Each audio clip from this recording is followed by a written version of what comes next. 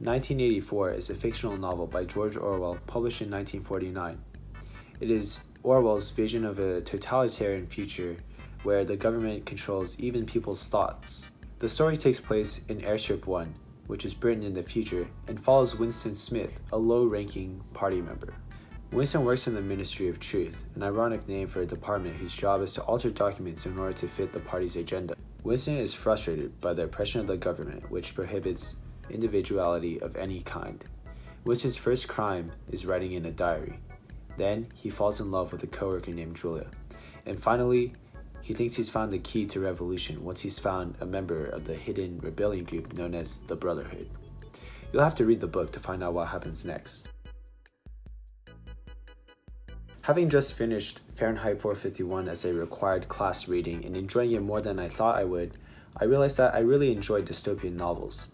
I had read other books such as Hunger Games and Divergent in the past, but I wanted to find something that depicted the nightmarish governments of the future. Then I stumbled upon 1984, which met all of my criteria.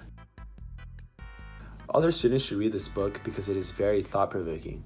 It is really interesting how a book written in 1949 has stood against the test of time and is applicable more now than ever. It is slightly worrying that in today's society with prevalent fake news, it is becoming increasingly like the government of 1984, which alters documents in order to fit their agenda.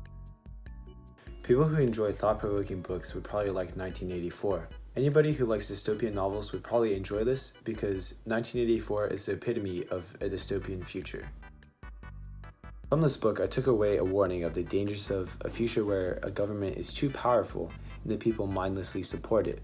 Again, this book was written exactly 70 years ago and has predicted with surprising clairvoyance the government of North Korea and increasingly our own government.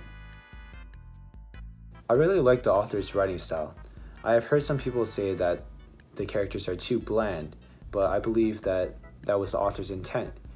In a government where everybody is meant to be the same, then the people really are the same, and I think the author's writing really emphasizes that.